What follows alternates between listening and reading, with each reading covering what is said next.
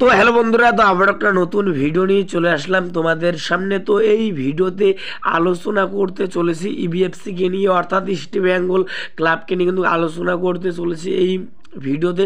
তো প্রথমে যে আপডেটটা দেবো তোমাদেরকে, গুরুত্বপূর্ণ আপডেট গ্রেগ স্টুয়ার্টকে নিয়ে। তো গ্রেগ স্টুয়ার্টকে আইএসএল এর দুটো ক্লাব দলে নিতে চাইছে। তো দুটো ক্লাব বড় অফার করেছে। তো কোন দুটো ক্লাব অফার করেছে তো তোমাদেরকে এই ভিডিওতে বলবো। 2 নম্বরে যে আপডেটটা দেবো তোমাদেরকে, গুরুত্বপূর্ণ আপডেট, ইবিএফসি ওড়িশা এফসির সেরা ডিফেন্ডারকে দলে নিতে চাইছে।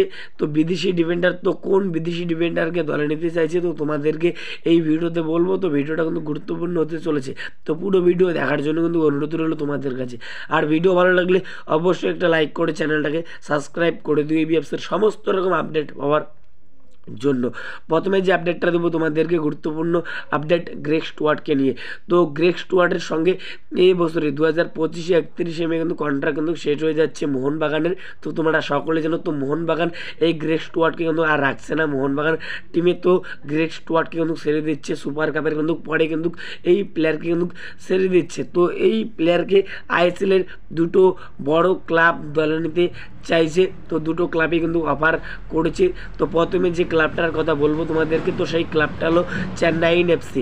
তো চেন্নাইন এফসির কোচ ওয়েন কোয়েল এই গ্রেগ স্টুয়ার্টকে প্রথমে আইএসএল কিন্তু নিয়ে এসেছিল ওয়েন কোয়েল। তো ওয়েন কোয়েল আবারও কিন্তু এই প্লেয়ারকে ফ্রি প্লেয়ার হিসেবে সই করাতে চাইছে। তো গ্রেগ স্টুয়ার্টকে কিন্তু 1 বছরে কিন্তু অফার করেছে। তো একটা ভালো কিন্তু অফার করেছে চেন্নাইন এফসি।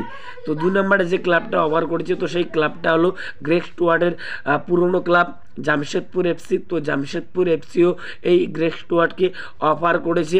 তো একটা ভালো কিন্তু অফার করেছে এই দুটো ক্লাব গ্রেগ স্টুয়ার্টকে। তো এখন এটাই দেখার বিষয়, গ্রেগ স্টুয়ার্ট মোহনবাগান ছেড়ে কোন ক্লাবে যোগ দেয়, আইএসএলে থাকে নাকি তার দেশের কোনো ক্লাবে ফিরে যায়। তো এখন এটাই দেখার বিষয়। তো এরপরে যে আপডেটটা দেবো তোমাদেরকে, গুরুত্বপূর্ণ আপডেট, তো ইবিএফসির যে বিদেশি প্লেয়ারটাকে দলে নিতে চাইছে ওড়িশা এফসির, তো সেই বিদেশি প্লেয়ারটা হলো মোর্তাদা ফল। তো মোর্তাদা ফলকে তো তোমরা সকলেই যেন যথেষ্ট ভাই ভালো মানের ডিফেন্ডার। তো আইএসএলের কিন্তু সফল ডিফেন্ডার মোর্তাদা ফল। তো এই মোর্তাদা ফলের সঙ্গে ওড়িশা এফসির এই বছরে 2025 31 মে কিন্তু কন্ট্রাক্ট কিন্তু শেষ হয়ে যাচ্ছে। তো তারপরে কিন্তু ফ্রি প্লেয়ার হয়ে যাবে। তো যে কোনো ক্লাব চাইলে কিন্তু এই মোর্তাদা ফলকে কিন্তু সই করাতে পারবে।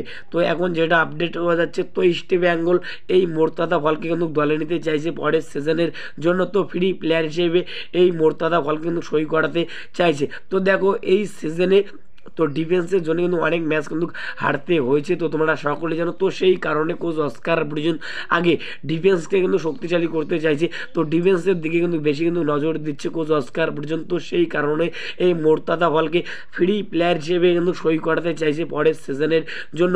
তো কোচ অস্কার ব্রুজন নিজের কিন্তু পছন্দ মতো কিন্তু দল সাজাবে পরের সিজনের জন্য। তো কোচ অস্কার ব্রুজনের সঙ্গে আরও একটা বছর কিন্তু কন্ট্রাক্ট কিন্তু বাড়িয়েছে ইস্ট বেঙ্গলের ম্যানেজমেন্ট। তো এই মোর্তাদা ফলকে কিন্তু দলে নিতে চাইছে। তো মোর্তাদা ফল এই সিজনে ওড়িশা এফসির জার্সি গায়ে যে কটা ম্যাচ খেলেছে অসাধারণ কিন্তু খেলেছে ভাই। তো প্লেয়ারটা যথেষ্ট ভালো মানের বিদেশি প্লেয়ার, যথেষ্ট ভালো কোয়ালিটির কিন্তু প্লেয়ার। তো এই প্লেয়ারের সঙ্গে এই বছরই কিন্তু কন্ট্রাক্ট কিন্তু শেষ হয়ে যাচ্ছে। তো ইস্ট বেঙ্গল এই প্লেয়ারের সঙ্গে কিন্তু কথাবার্তা কিন্তু শুরু করে দিয়েছে দলে নেওয়ার জন্য। তো তোমরা অবশ্যই ভাই কমেন্ট করে জানাও এই মোর্তাদা ফল যদি ইস্ট বেঙ্গল টিমে আসে তাহলে কীরকম হবে। তো আমার মতে এই প্লেয়ারকে যদি সই করাতে পারে তাহলে ইস্ট বেঙ্গলের ডিফেন্স আগের থেকে আরও বেশি কিন্তু শক্তিশালী কিন্তু হবে। তো এই ভিডিওতে তোমাদেরকে এতটুকুই বলার ছিল। তো যতটুকু আপডেট পেয়েছি তো তোমাদেরকে বললাম। তো যদি ভিডিওটা ভালো লাগে অবশ্যই একটা লাইক করে চ্যানেলটাকে সাবস্ক্রাইব করে দিও ইবিএফসির সমস্ত রকম আপডেট পাওয়ার জন্য। তো দেখা হচ্ছে পরবর্তী ভিডিওতে।